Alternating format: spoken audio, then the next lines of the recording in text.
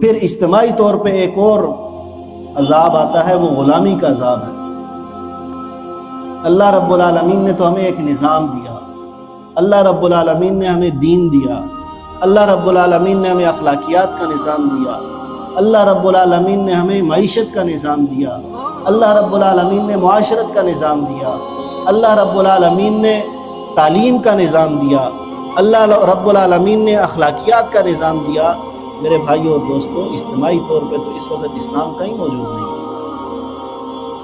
اسلامی معاشرہ تو کہیں موجود نہیں ہے، مسلمان تو موجود ہیں۔ ذرا اپنے دل میں جھانک کر اس بات کو دیکھیں کہ اللہ رب العالمین کا اتنا بڑا فرض کہ جو اللہ کے دین کو قائم کرنے کے لیے ہو، کہ جو اللہ کے نبی صلی اللہ علیہ وسلم نے ارشاد فرمایا الاسلام یعلو ولا یعلی علیہ،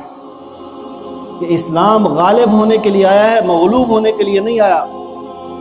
اور بحیثیت مجموعی اگر امت مسلمہ اس مصلحت کا شکار ہو کہ دنیا میں جو نظام بھی چلے، ہماری زندگی پہ تو کوئی فرق، ہمارے دین پہ، ہمارے اخلاق پہ، ہمارے عقائد پہ کوئی فرق ہی نہیں پڑنے والا، اگر یہ بات سمجھ لے اور اس اللہ کے دین کے غلبے کی جد و جہد اپنی ذاتی زندگی میں اور اپنی اجتماعی زندگی میں نہ کرے، تو اللہ رب العالمین ایسی قوم کو غلامی کا عذاب دے دیتا ہے۔ میرے بھائیوں اور دوستو، آج مسلمان کا ظلم کے اوپر نہ بولنے کی اصل وجہ غلامی ہے۔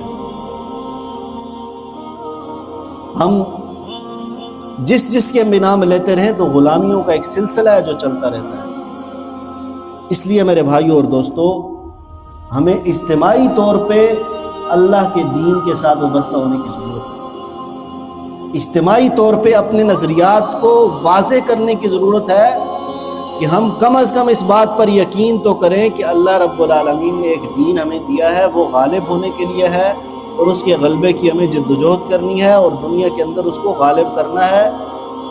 اگر ہماری زندگی میں غالب ہو تو اللہ کا شکر، اور نہ ہو تو ہم زندگی میں کامیاب ہیں۔ اللہ کا دین اگر غالب نہیں بھی آتا، لیکن اللہ اس کی وجہ سے ہمیں آخرت میں کامیابی نصیب فرمائے گا۔ اس تصور کے ساتھ اگر آپ زندگی گزار رہے ہیں، اگر دین غالب نہیں ہے تو پھر بھی آپ کامیاب ہیں۔ لیکن اگر آپ کہیں پہ اس خوش فہمی میں مبتلا ہیں کہ میری زندگی اچھی گزر رہی ہے، میرے بچوں کی زندگی اچھی گزر رہی ہے، میرے معاملات اور میرے کاروبار سب اچھے گزر رہے ہیں، تو میں اجتماعی طور پہ اس بڑے گناہ کبیرہ کا مرتکب ہو رہا ہوں کہ جس سے اللہ رب العالمین نے منع کیا۔ من تاب وعمل صالحا فإنه يتوب إلى الله متابا، صدق الله مولانا العظيم۔ وقال النبي صلى الله عليه وسلم التائب من الذنب كمن لا ذنب له، او كما قال عليه الصلاة والسلام۔ اللهم صل على سيدنا ومولانا محمد وبارك وسلم عليه۔ بھائیوں اور دوستو، میں نے آپ کے سامنے قرآن حکیم کی آیت کریمہ تلاوت کی ہے، من تاب وعمل صالحا فإنه يتوب إلى الله متابا، کہ جس نے توبہ کی اور نیک اعمال کیے تو اللہ رب العالمین ان کی توبہ کو قبول کرے گا۔ میرے بھائیوں اور دوستو، اللہ تبارک و تعالیٰ نے انسان کو اپنی عبادت کے لیے پیدا کیا ہے، اور عبادت کا مفہوم یہی ہے کہ بندہ اپنی زندگی اپنے پروردگار کے سامنے سر تسلیم خم کر کے گزارے، اور اللہ رب العالمین کی ہر حکم کی پیروی اور اللہ رب العالمین کی اطاعت میں گزارے۔ یہی مقصد زندگی ہے انسان کا، صبح سے لے کر شام تک، شام سے لے کر صبح تک کھانے پینے سے لے کر اپنے معاملات زندگی، یہ ساری کی ساری چیزیں اللہ رب العالمین کی بندگی میں، اس کی اطاعت میں گزرنی چاہیے۔ اس بندگی کے دوران اگر انسان سے کچھ کوتاہیاں، کچھ غلطیاں اور کچھ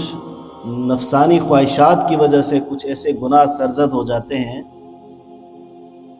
اللہ رب العالمین اپنے بندوں سے پیار کرتا ہے، محبت کرتا ہے اور معاف کرنے والا ہے، لیکن شرط یہ ہے کہ بندہ اپنے رب کے سامنے توبہ طائب ہونے کی کوشش کرے۔ انسان کا مطلب ہی خطا کا پتلا، نسیان سے نکلا ہے۔ ہم جتنے بھی اللہ رب العالمین کے مطیع و فرمانبردار بنے، لیکن ہم اپنی حیثیت کے اندر، اپنی سوچ اور اپنی فکر کے اندر اللہ کی فرمانبرداری کرتے ہیں، لیکن اس پر فخر نہیں کرتے اور نہ اس پر فخر کرنا چاہیے، اس لیے کہ اللہ رب العالمین نے جو احکامات ہمارے لیے دیے ہیں ان میں کچھ نہ کچھ کمیاں کوتاہیاں ہم سے رہ جاتی ہیں۔ اسی لیے اسلام واحد مذہب ہے کہ جس کے اندر مغفرت کا، توبہ کا، استغفار کا پورا ایک خاکہ دیا گیا ہے کہ کس طریقے سے اللہ رب العالمین انسان کو موقع فراہم کرتے ہیں کہ وہ اپنے گناہوں پر توبہ طائب ہو۔ میرے بھائیوں اور دوستو، بسا اوقات ہماری اندر کی جو شیطانی کیفیت ہے، وہ جو انا پرستی ہے، اپنے گناہوں پر شرمندگی کے بجائے اپنے آپ کو اس طور پر سامنے لے کر آنا کہ ابھی تو زندگی پڑی ہے، ابھی تو جوانی ہے، ابھی تو کاروبار زندگی ہے، اور ابھی تو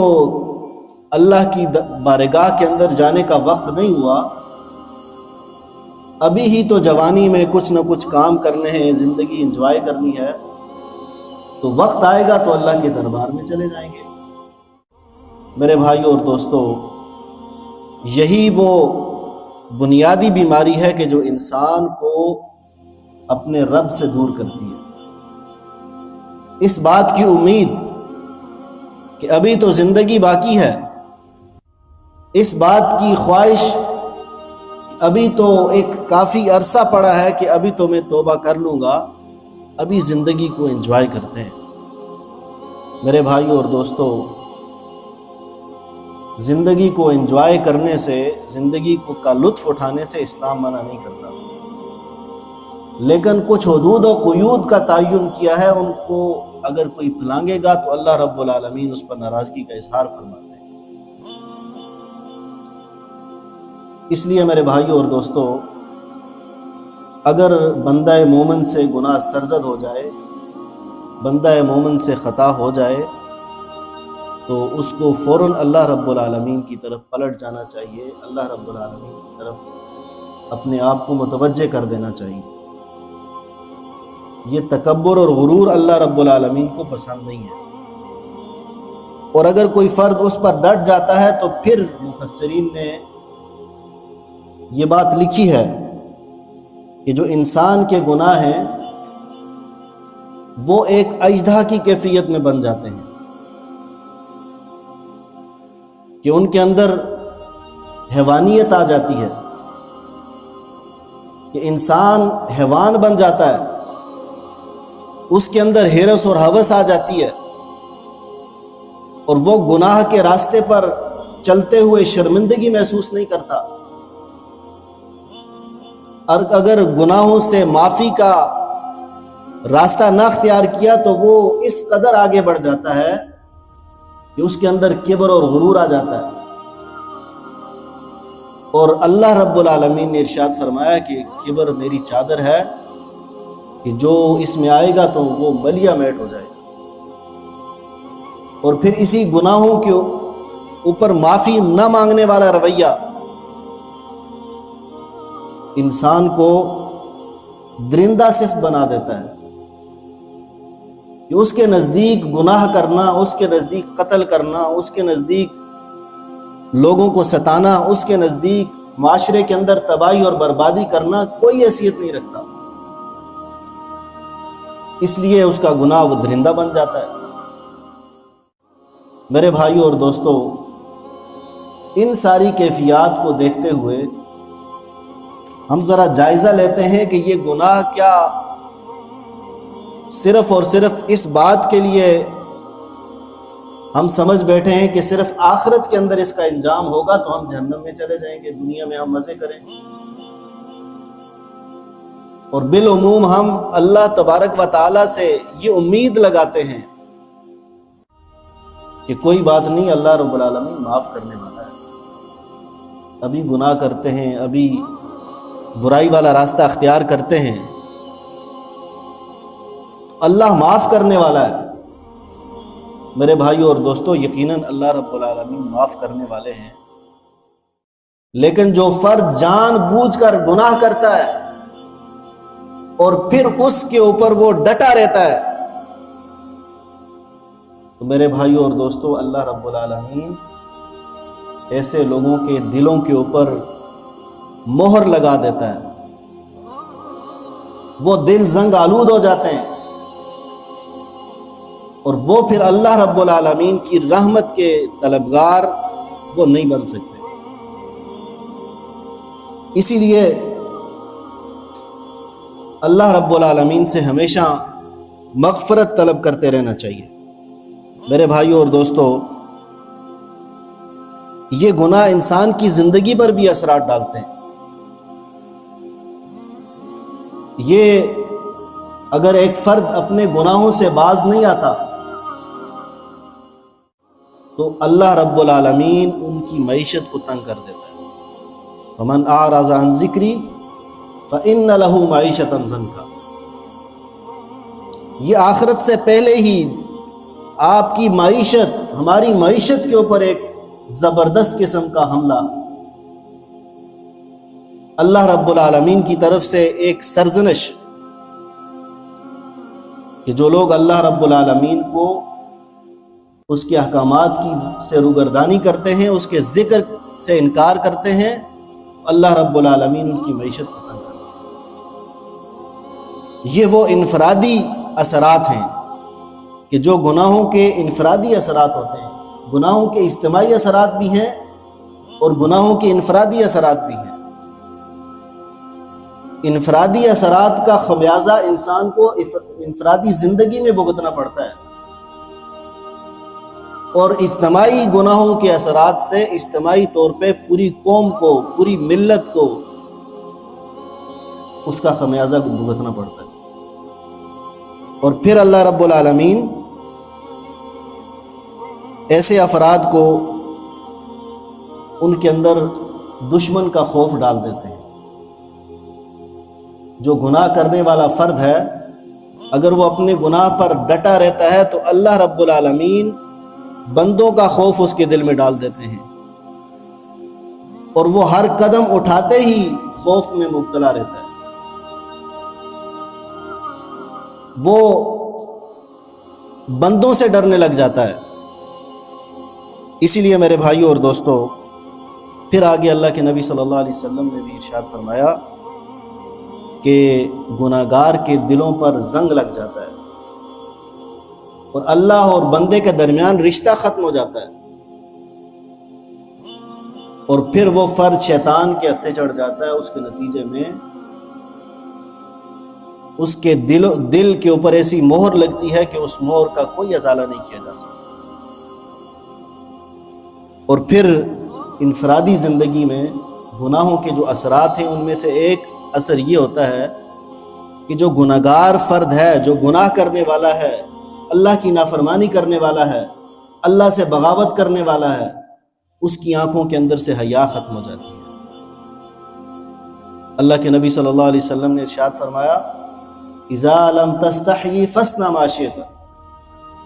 کہ جب تمہاری آنکھوں میں حیا نہ رہے تو پھر جو چاہے کرو۔ پھر اللہ کی غلامی سے بندہ اپنے آپ کو نکال دیتا ہے، اور میرے بھائیوں اور دوستوں، جب حیا ختم ہو جاتی ہے تو پھر ماں اور بہن کا فرق ختم ہو جاتا ہے۔ جب حیا ختم ہو جاتی ہے تو پھر والد اور بچے کے درمیان کا تعلق ختم ہو جاتا ہے۔ جب حیا ختم ہو جاتی ہے تو پھر گھروں کے اندر برکتیں ختم ہو جاتی ہیں۔ جب حیا ختم ہو جاتی ہے تو گھر خود بخود تباہ ہونا شروع ہو جاتے ہیں۔ اور اسی طرح اللہ رب العالمین ایسے فرد سے توفیق چھین لیتے ہیں کہ وہ نیکی کے راستے کی طرف نہیں بڑھ پاتا، وہ مسجد کی طرف نہیں آ سکتا، وہ خیر کے کاموں کی طرف اپنے قدموں کو نہیں اٹھا سکتا، وہ معاشرے میں خیر کے کام کے لیے اپنے آپ کو پیش نہیں کر پاتا، وہ دور سے دیکھتا رہتا ہے اور تنقید کرتا رہتا ہے کہ یہ بھی کوئی کام ہے کہ جو یہ لوگ کر رہے ہیں، یہ اپنی زندگی ضائع کر رہے ہیں۔ اس لیے میرے بھائیوں اور دوستوں، آگے جو یہ دنیا کے وہ اثرات ہیں گناہ کے کہ جو انسان کو ہر صورت میں بھگتنا پڑتے ہیں، اور اس کے ساتھ ساتھ پھر یہ ہے کہ مرتے وقت اس کو اتنی شدت سے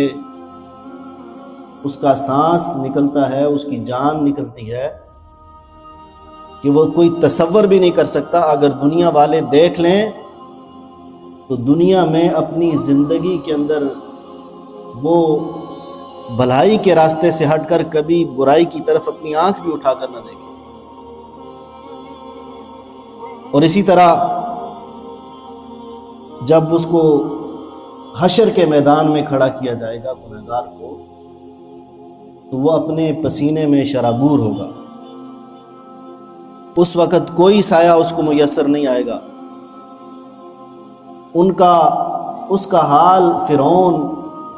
حامان، شداد،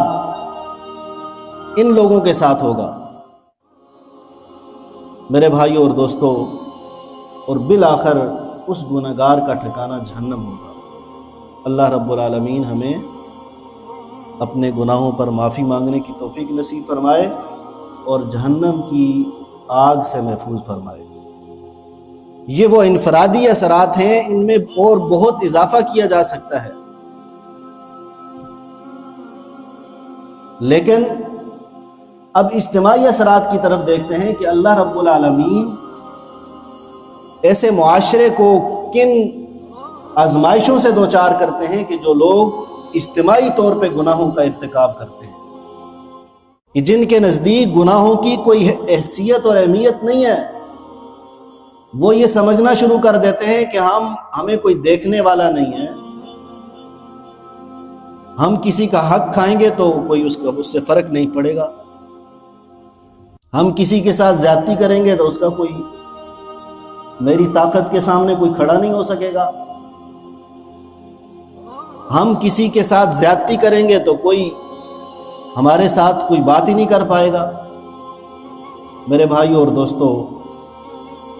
اللہ رب العالمین اجتماعی گناہوں کی سزا پھر قوموں کو دیا کرتے ہیں، اور جو پہلی بات ہے کہ اللہ رب العالمین جو اجتماعی طور پہ جو معاشرہ اور جو لوگ گناہوں سے باز نہیں آتے، اور نبی اکرم صلی اللہ علیہ وسلم نے ارشاد فرمایا کہ ویل للعرب، عربوں کے لیے ہلاکت ہو۔ آپ صلی اللہ علیہ وسلم نماز کے بعد بیٹھے ہوئے تھے، آپ صلی اللہ علیہ وسلم نے فرمایا کہ میں دیکھ رہا ہوں کہ یاجوج ماجوج بالکل قریب آ چکے ہیں اور اس دیوار کو ختم کر دیا گیا ہے، اور آپ صلی اللہ علیہ وسلم نے اپنے ہاتھ سے اتنا سوراخ بنایا کہ اتنا سوراخ اس کا ہو چکا ہے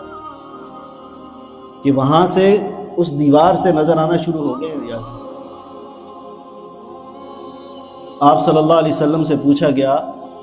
کہ اے اللہ کے نبی، کیا معاشرہ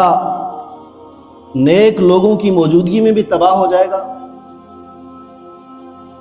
آپ صلی اللہ علیہ وسلم نے ارشاد فرمایا کہ ہاں کہ جب برائی زیادہ ہو جائے گی تو اس کے اثرات سے اس معاشرے کو تباہ اور برباد اور اس کو عذاب اس پر مسلط کر دیا جائے گا۔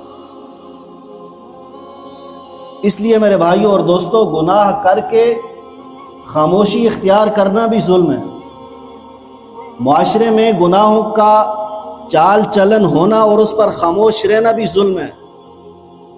یہ معاشرے کی تباہی کا ذمہ دار فرد وہ ہوگا کہ جو برائیوں کو دیکھتا ہے اور اس کے اوپر خاموش رہتا ہے۔ اسی لیے اللہ کے نبی صلی اللہ علیہ وسلم نے ارشاد فرمایا، من رأى منکم منکرا فلیغیرہ بیدہ، جو تم میں سے برائی کو دیکھے تو اس کو ہاتھ سے روکے، اس لیے کہ ہاتھ سے نہیں روکیں گے تو یہی معاشرہ تباہی اور بربادی کا باعث اپنے ہاتھوں سے بنے گا۔ اور پھر آپ صلی اللہ علیہ وسلم نے ارشاد فرمایا کہ من لم یستطع فبلسانہ، کہ جو ہاتھ سے روکنے کی طاقت اور قوت اور اختیار نہیں رکھتا، اس کے لیے لازم ہے کہ وہ اپنی زبان سے اس برائی کو روکے، اس ظلم اور زیادتی کو ختم کرے،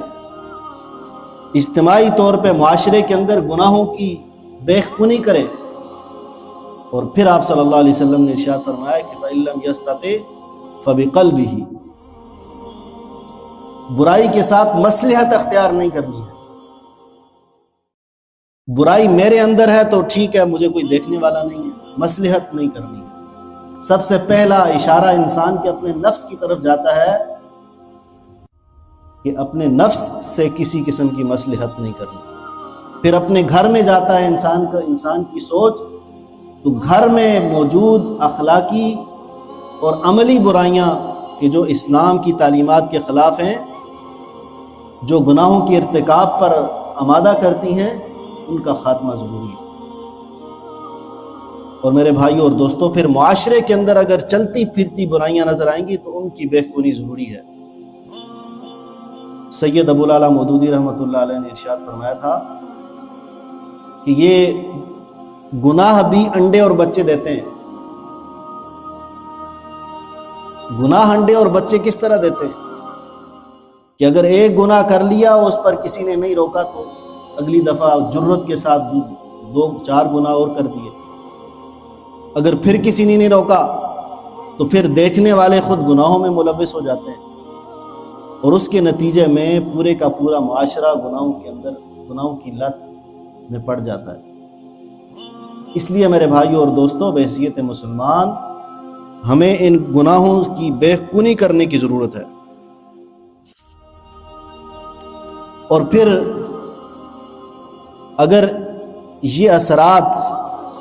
معاشرے کے اوپر ہوئے تو اللہ رب العالمین اجتماعی طور پہ عذاب مسلط کرتے ہیں۔ آج آپ دیکھیں کہ کبھی زلزلے آتے ہیں، کبھی طوفان آتے ہیں، کبھی آسمان سے بارشیں ہوتی ہیں سخت، کہ اس کے نتیجے میں لوگوں کی ایک کثیر تعداد مر جاتی ہے۔ میرے بھائیوں اور دوستوں، یہ اللہ کا نظام ہے۔ اللہ رب العالمین فساد اور فتنے کو پسند نہیں کرتا۔ اور پھر اللہ رب العالمین اجتماعی طور پہ اگر کوئی قوم گناہوں کے اندر ملوث ہو جاتی ہے تو اس کے اندر سے طاقت ختم کر دیتے ہیں، اور اللہ رب العالمین اس کو بے وقت کر دیتے ہیں۔ آج میرے بھائیوں اور دوستوں، بحیثیت مجموعی ہم ذرا جائزہ لیں کہ پوری دنیا کے مسلمانوں کی وقت کیا ہے، پوری دنیا کے مسلمانوں کی طاقت کیا ہے، پوری دنیا کے مسلمانوں کے اندر اس وقت ان کی کیا عزت ہے۔ میرے بھائیوں اور دوستوں، ہمیں کہیں بھی عزت نظر نہیں آتی، اور اس کی وجہ یہ ہے کہ ہم اجتماعی طور پہ اللہ تبارک و تعالیٰ کے احکامات سے روگردانی کر رہے ہیں۔ اللہ رب العالمین نے جو احکامات ہمیں دیے تھے، ہم اجتماعی طور پہ ان کے اندر ان کی نافرمانی کے مرتکب ہو رہے ہیں۔ اسی لیے اللہ رب العالمین نے ذلت اور رسوائی کا معاملہ آج مسلمانوں کے ساتھ کیا ہے۔ میرے بھائیوں اور دوستوں، یہ فلسطین کا جو معاملہ ہے، یہ جو غزہ کا مسئلہ ہے، غزہ میں 22,000 سے زیادہ لوگ شہید ہو گئے، اور پوری امت مسلمہ اجتماعی گناہ کے اندر ملوث ہو گئی ہے۔ 57 سے زیادہ اسلامی ملک ہونے کے باوجود بھی کوئی ایک ملک ایسا نہیں ہے کہ جو ان مظلوموں کے ساتھ کھڑا ہونے کے لیے اپنے آپ کو پیش کرے۔ میرے بھائی اور دوستو، یہ اجتماعی برائیاں ہیں اور اجتماعی گناہ ہیں کہ جو اجتماعی طور پہ امت مسلمہ کر رہی ہے، اور اس کی سزا اللہ رب العالمین عذاب کی شکل میں دیں گے۔ اس لیے ہمیں اللہ رب العالمین سے دعا کرنی چاہیے کہ اللہ رب العالمین ہمیں معاف کر دے اور ہم اپنی عزت والی زندگی گزاریں۔ اور پھر اجتماعی طور پہ ایک اور عذاب آتا ہے، وہ غلامی کا عذاب ہے۔ اللہ رب العالمین نے تو ہمیں ایک نظام دیا، اللہ رب العالمین نے ہمیں دین دیا، اللہ رب العالمین نے ہمیں اخلاقیات کا نظام دیا، اللہ رب العالمین نے ہمیں معیشت کا نظام دیا، اللہ رب العالمین نے معاشرت کا نظام دیا، اللہ رب العالمین نے تعلیم کا نظام دیا، اللہ رب العالمین نے اخلاقیات کا نظام دیا۔ میرے بھائیو اور دوستو، اجتماعی طور پہ تو اس وقت اسلام کہیں موجود نہیں ہے، اسلامی معاشرہ تو کہیں موجود نہیں ہے، مسلمان تو موجود ہیں۔ ذرا اپنے دل میں جھانک کر اس بات کو دیکھیں کہ اللہ رب العالمین کا اتنا بڑا فرض کہ جو اللہ کے دین کو قائم کرنے کے لیے ہو، کہ جو اللہ کے نبی صلی اللہ علیہ وسلم نے ارشاد فرمایا کہ میرا دین غالب ہونے کے لیے آیا ہے، مغلوب ہونے کے لیے نہیں آیا۔ الاسلام یعلو ولا یعلی علیہ، کہ اسلام غالب ہونے کے لیے آیا ہے، مغلوب ہونے کے لیے نہیں آیا۔ اور بحیثیت مجموعی اگر امت مسلمہ اس مصلحت کا شکار ہو کہ دنیا میں جو نظام بھی چلے، ہماری زندگی پہ تو کوئی فرق، ہمارے دین پہ، ہمارے اخلاق پہ، ہمارے عقائد پہ کوئی فرق ہی نہیں پڑنے والا، اگر یہ بات سمجھ لے اور اس اللہ کے دین کے غلبے کی جد و جہد اپنی ذاتی زندگی میں اور اپنی اجتماعی زندگی میں نہ کرے، تو اللہ رب العالمین ایسی قوم کو غلامی کا عذاب دے دیتا ہے۔ میرے بھائیو اور دوستو، آج مسلمان کا ظلم کے اوپر نہ بولنے کی اصل وجہ غلامی ہے۔ ہم جس کے بھی نام لیتے رہیں تو غلامیوں کا ایک سلسلہ ہے جو چلتا رہتا ہے۔ اس لیے میرے بھائیو اور دوستو، ہمیں اجتماعی طور پہ اللہ کے دین کے ساتھ وابستہ ہونے کی ضرورت ہے۔ اجتماعی طور پہ اپنے نظریات کو واضح کرنے کی ضرورت ہے کہ ہم کم از کم اس بات پر یقین تو کریں کہ اللہ رب العالمین نے ایک دین ہمیں دیا ہے، وہ غالب ہونے کے لیے ہے، اور اس کے غلبے کی ہمیں جد و جہد کرنی ہے اور دنیا کے اندر اس کو غالب کرنا ہے۔ اگر ہماری زندگی میں غالب ہو تو اللہ کا شکر، اور نہ ہو تو ہم زندگی میں کامیاب ہیں۔ اللہ کا دین اگر غالب نہیں بھی آتا، لیکن اللہ اس کی وجہ سے ہمیں آخرت میں کامیابی نصیب فرمائے گا۔ اس تصور کے ساتھ اگر آپ زندگی گزار رہے ہیں، اگر دین غالب نہیں ہے تو پھر بھی آپ کامیاب ہیں۔ لیکن اگر آپ کہیں پہ اس خوش فہمی میں مبتلا ہیں کہ میری زندگی اچھی گزر رہی ہے، میرے بچوں کی زندگی اچھی گزر رہی ہے، میرے معاملات اور میرے کاروبار سب اچھے گزر رہے ہیں، تو میں اجتماعی طور پہ اس بڑے گناہ کبیرہ کا مرتکب ہو رہا ہوں کہ جس سے اللہ رب العالمین نے منع کیا۔ اس لیے میرے بھائیو اور دوستو، گناہ صرف یہ نہیں ہے کہ آپ چھپ کر کوئی گناہ کر لیں۔ اللہ کے نبی صلی اللہ علیہ وسلم نے ارشاد فرمایا کہ جو قوم، جو افراد اگر معاشرے میں برائیوں کو بڑھتا ہوا دیکھنے کے باوجود بھی اللہ کی شریعت کو اس کی پامالی ہوتا ہوا دیکھتے ہوئے بھی وہ اپنی زندگی گزار رہے ہیں، تو اس کا مطلب ہے کہ اللہ تبارک و تعالیٰ جلد اس قوم پر عذاب لائے گا۔ اس لیے میرے بھائیو اور دوستو، یہ اجتماعی جو مصائب ہیں، نتائج ہیں، اثرات ہیں کہ جو گناہ کے ہوتے ہیں۔ اور پھر میں یہاں پہ یہ بات کرنا چاہتا ہوں، اللہ رب العالمین توبہ کرنے والا ہے، توبہ قبول کرنے والا ہے۔ فاستغفروا ربکم انہ کان غفارا، کہ تم اس کی طرف پلٹ کر آؤ تو صحیح، استغفار کرو تو صحیح،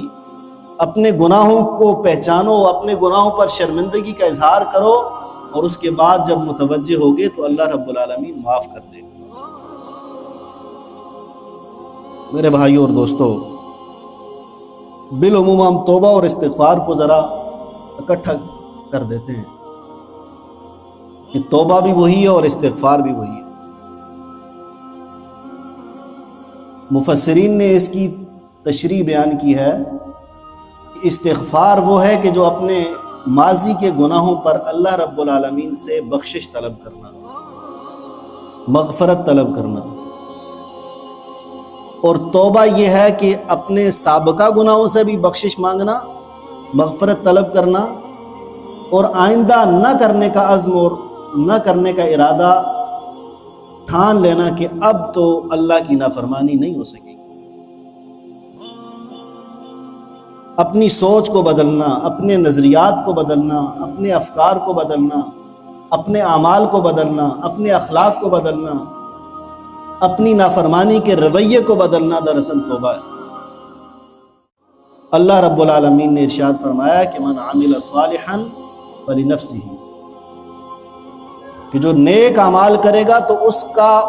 کو پھل اس فرد کو ملے گا۔ ومن اساء فعلیہا، کہ جو برائی والا راستہ اختیار کرے گا تو برائی والے معاملات اور برائی کی ساری جو خباثتیں ہیں وہ اس کو ملیں گی، اس کا مقدر بنے گی۔ اور پھر اللہ رب العالمین نے ارشاد فرمایا کہ من تاب وعمل صالحا فإنہ یتوب الی اللہ متابا، کہ جو توبہ کرے گا اور توبہ کے بعد وہ نیک اعمال کرے گا تو اللہ رب العالمین ایسی توبہ کو قبول کرنے والے ہیں۔ میرے بھائیوں اور دوستو، اللہ رب العالمین اپنے بندے سے بہت پیار کرتے ہیں، بہت محبت کرتے ہیں۔ حضرت علی رضی اللہ تعالیٰ عنہ کے پاس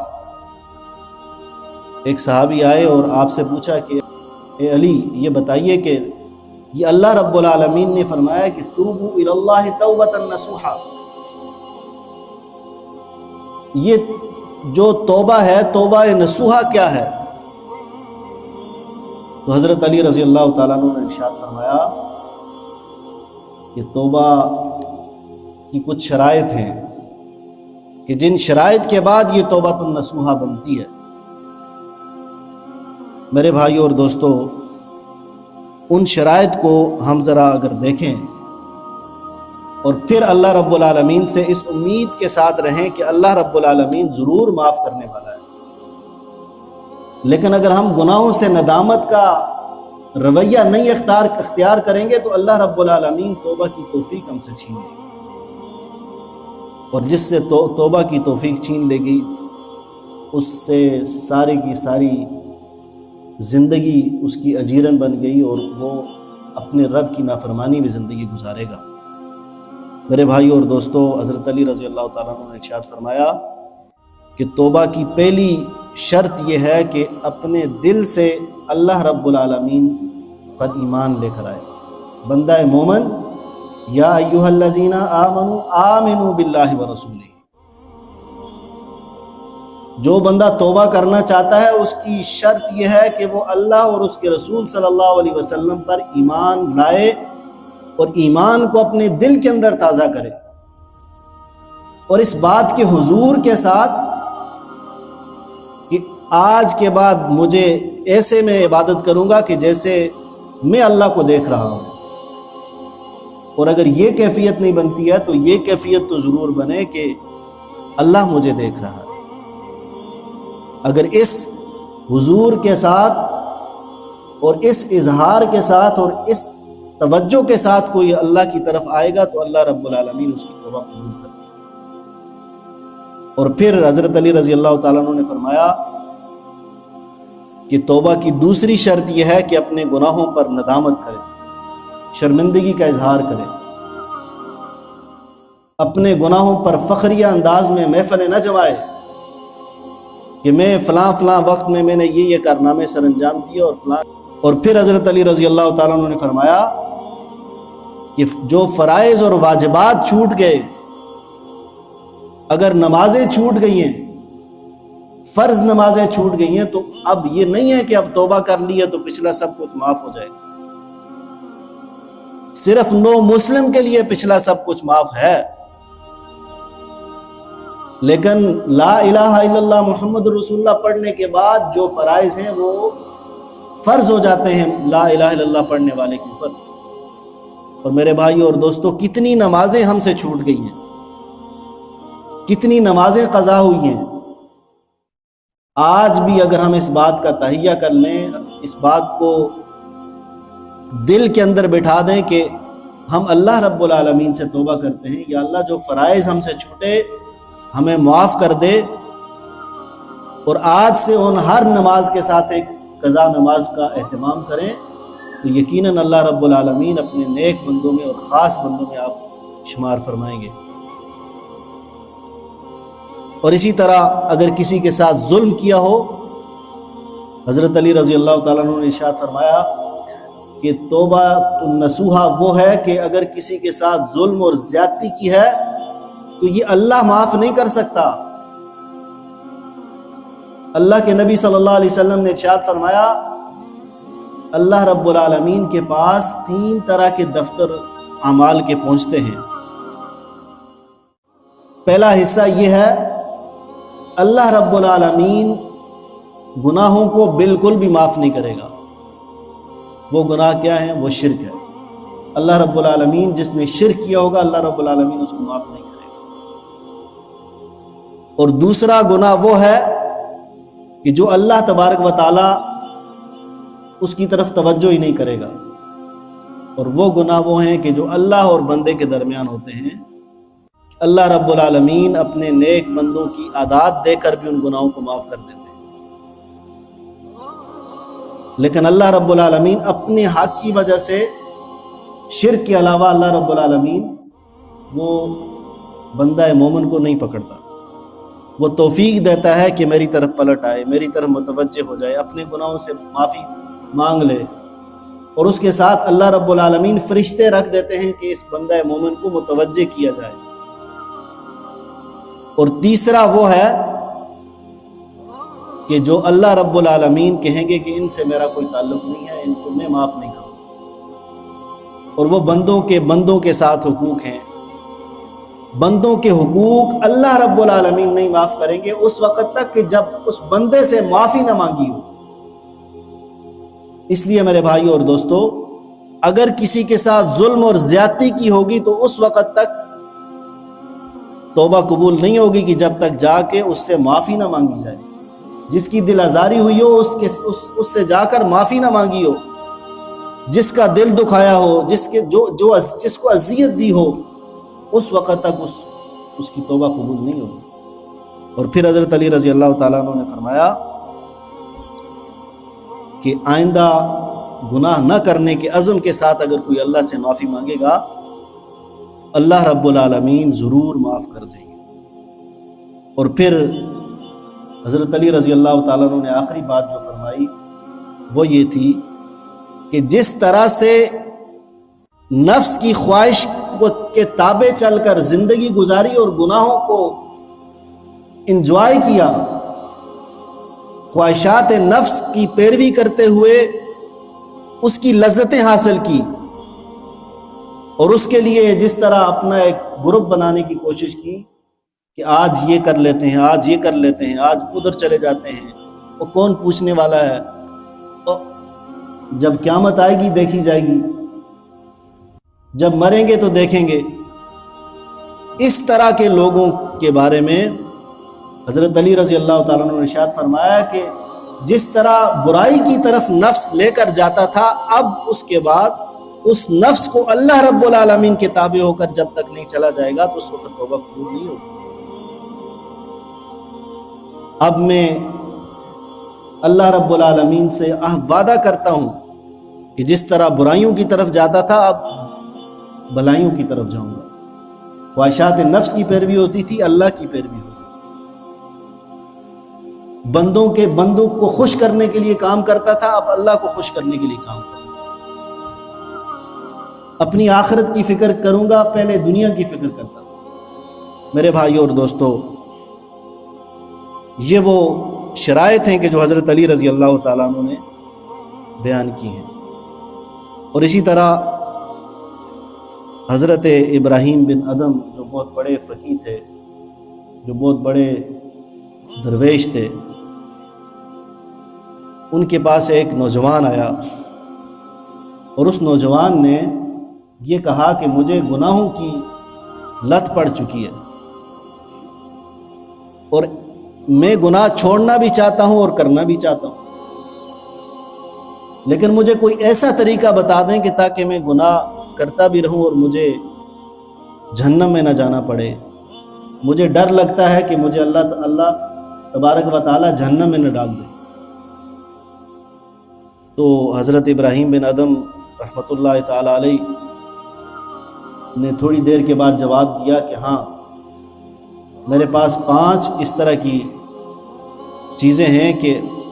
5 باتوں کو میں نے سوچ لیا ہے، اگر تم یہ والے کام اس طریقے سے کرو گے تو تمہیں اللہ رب العالمین معاف بھی کر دیں گے۔ میرے بھائیوں اور دوستو، اس نوجوان نے اشتیاق سے پوچھا کہ آج تو مسئلہ حل ہو گیا ہے۔ اس نوجوان نے کہا کہ وہ پہلی کیا شرط ہے؟ تو ابراہیم بن ادم نے بتایا کہ جب تم گناہ کرنے لگو تو یہ سمجھ کر گناہ کرو کہ اللہ رب العالمین کا رزق آج کے بعد نہیں کھاؤ گے، اس لیے کہ جو رزق دینے والی ذات ہے اس کی نافرمانی کس طرح کرو گے؟ اگر تم نے گناہ کرنا ہے تو پھر رزق کو چھوڑنا پڑے گا۔ اس نے کہا کہ یہ تو بڑا مشکل کام ہے کہ میں پہلے ایک چیز کو کرنا چاہتا ہوں، اپنی خواہش پوری کرنا چاہتا ہوں، اوپر سے آپ منع کرتے ہیں کہ آپ رزق نہیں کھائیں گے۔ اچھا دوسرا کیا کام ہے؟ تو پھر ابراہیم بن ادم نے فرمایا کہ جب تم گناہ کرنے کا ارادہ کرو تو ایسی جگہ تلاش کر لو کہ جو اللہ کی اس زمین سے باہر کی کوئی جگہ ہو، اس لیے کہ زمین تو اللہ کی ہے اور اس زمین پہ اللہ رب العالمین کسی گناہگار کو پسند نہیں کرتا، کسی گناہ کو پسند نہیں کرتا۔ اگر آپ نے اپنی خواہش پوری کرنی ہے تو ایسی جگہ تلاش کرو کہ جہاں زمین نہ ہو۔ اس نے کہا کہ یہ بھی بہت بڑا مشکل کام ہے، اور پھر پوچھا کہ وہ تیسرا کیا کام ہے، تیسری کون سی شرط ہے؟ تو پھر انہوں نے کہا کہ اگر گناہ کرنے کا ارادہ ہے تو کوئی ایسی جگہ تلاش کرو کہ جہاں تمہارا پروردگار نہ دیکھ رہا۔ اور اس نے سنا تو اس نے کہا کہ یہ بھی بہت مشکل کام ہے، اللہ رب العالمین تو ہر جگہ دیکھنے والا ہے، وہ تاریکی میں بھی دیکھتا ہے، وہ روشنی میں بھی دیکھتا ہے، وہ ہر حال میں دیکھنے والا ہے، اور اللہ رب العالمین سے تو کسی صورت میں بھی ہم مخفی اور خفیہ طور پہ اپنا گناہ نہیں کر سکتے۔ تو پھر انہوں نے کہا ہاں یہ تو پھر اس طرح ہو سکتا ہے۔ تو کہا کہ چوتھی کیا شرط ہے؟ تو کہا کہ چوتھی شرط یہ ہے کہ جب موت کا فرشتہ تمہارے پاس آئے گا تو اسے کہہ دینا کہ یار میں تو ابھی مرنا نہیں چاہتا، تم انکار کر دینا کہ میں نہیں مرنا چاہتا، تم کسی اور کی روح قبض کر لو۔ اس نے کہا کہ نوجوان نے کہا کہ یہ بہت مشکل کام ہے،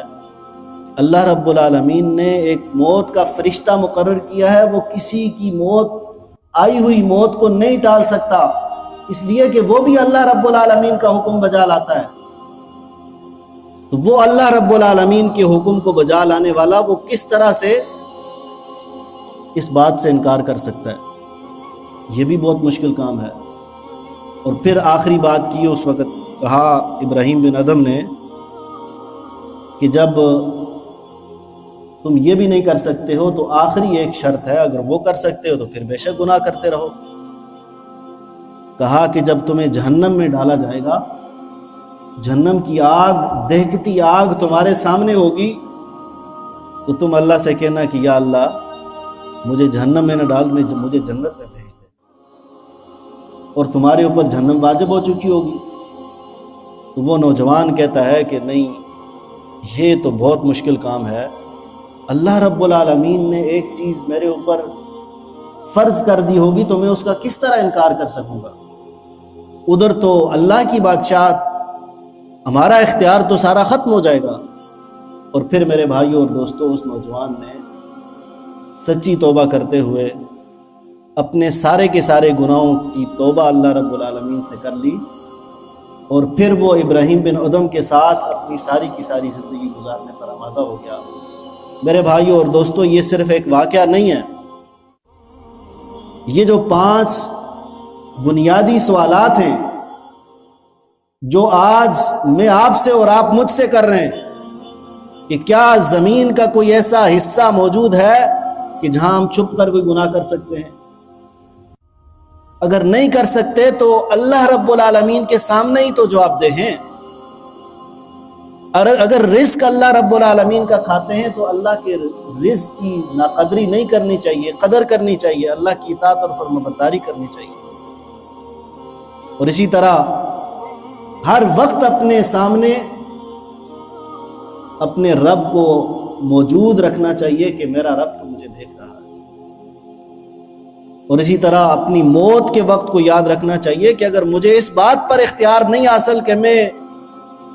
اسرائیل علیہ السلام کو نہیں روک سکتا ہوں موت سے کہ میری روح نہ قبض کریں، اور اگر یقین نہیں آتا تو اپنے آس پاس قبرستان میں تو جایا جا سکتا ہے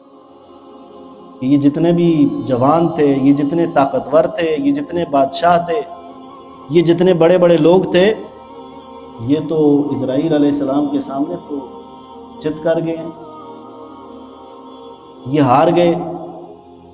اب قبر میں پڑے ہیں۔ اور اسی طریقے سے اگر یہ بات ہمارے ذہن میں موجود رہے کہ جب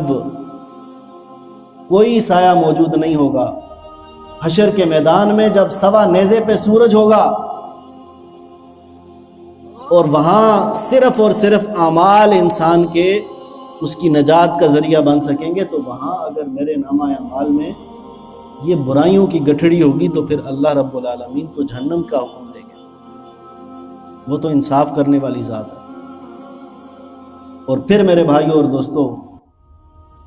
اگر جیتے جاگتے لا الہ الا اللہ محمد رسول اللہ پڑھنے کے باوجود بھی جہنم میں چلے گئے تو پھر میرے بھائیوں اور دوستوں اس کلمے کا، اس کے پڑھنے کا مقصد فوت ہو جاتا ہے۔ تو اس لیے میرے بھائیوں اور دوستوں، آج سے اس بات کی ہم نے اس کا ارادہ کرنا ہے، میری بہنیں بھی اور میرے بھائی بھی، میرے جوان بھی، کہ ہر فرد کو اپنے گناہ کا علم ہے، ہر فرد اپنے دل سے واقف ہے، اپنے آپ سے واقف ہے، اپنے گھر سے واقف ہے، اپنے معاشرے سے واقف ہے، اپنے معاملات زندگی سے واقف ہے۔ اگر یہ ساری کی ساری چیزیں آپ نے کسی کے ساتھ کھولنی نہیں ہے، لیکن اللہ رب العالمین تو دیکھ رہا ہے، آج سے یہ وعدہ کرتے ہیں کہ یا اللہ میری توبہ، یا اللہ میں معافی مانگتا ہوں، یا اللہ میں کمزور ہوں، میں ان ساری کی ساری جو جہنم کی سختیاں ہیں، محشر کے میدان کی سختیاں ہیں، وہ نہیں برداشت کر سکوں گا۔ آج اگر ذرا سی چوٹ لگ جائے تو ہم اپنے بچے کے لیے بڑے